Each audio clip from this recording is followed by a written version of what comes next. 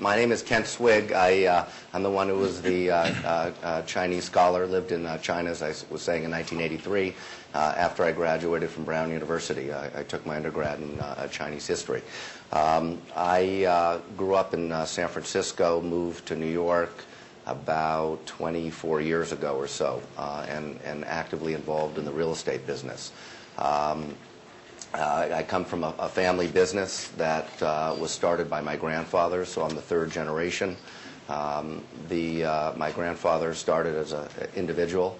Then it transitioned somewhat to a second generation, which had a son, my father, and an uncle, another son, and there was a daughter. My generation had 10 people. We now have 8, unfortunately. Then the fourth generation is somewhat about 25 people or so. I'm the youngest in my third generation at 50, and the oldest is my brother, who is 70, and most are skewed towards the 70-year-old side. In business personally, I've got a separate business in the real estate business here in New York. That's involved with operating companies and in development and other real estate, both residential and commercially. The topic that we're discussing today is particularly germane for me, and quite accurately not a soft topic. Having gone through a transition of a family business from the inside, it is quite a process. We came from a business that, as I said, was started by a patriarch, my grandfather, who was born in 1893. And the thought process around businesses back then, as they grew, really involved and revolved around, one would say, a cult personality. So you had a very dynamic leader, a matriarch or a patriarch of the family, and the concept of business revolved around this cult personality. And the idea of transition, both from a business perspective and a generational or family perspective, was very, very different when I went through with it than today.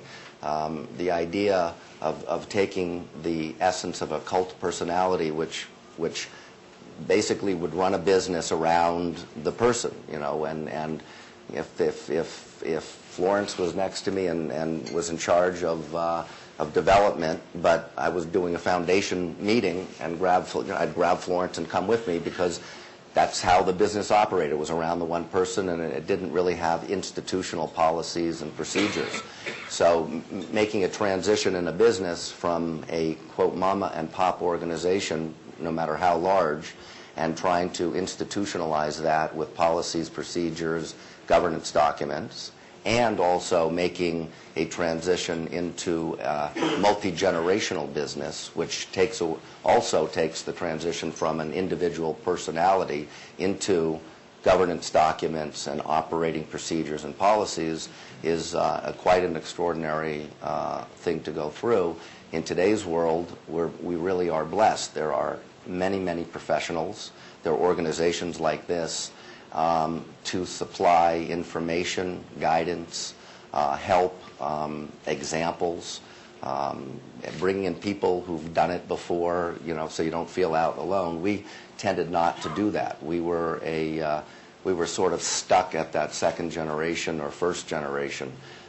So we, in a very private family, and the transition was sort of put upon the third generation at a young age, with a very strong barrier between gaining entrance into the business. And the way it was, at least back then, it was when somebody passed away, somebody else took over. But there was no guidelines, no document, no road plan, nothing, which is really rather foolish when you look at the size of some of the businesses go on. So it's a pleasure and to see and be a part of all the organizations today that exist, and the information that's available and the access that's available today to be able to look at transitions and how it works, both from a business perspective and a family membership perspective. And they're quite different. as somebody was saying about the son-in-law who was a doctor, we go through and run businesses as businesses, and then coincidentally, they're family relationships, and they aren't so divergent at times, and that you have to balance the two out. I think that's what a lot of the talents are in this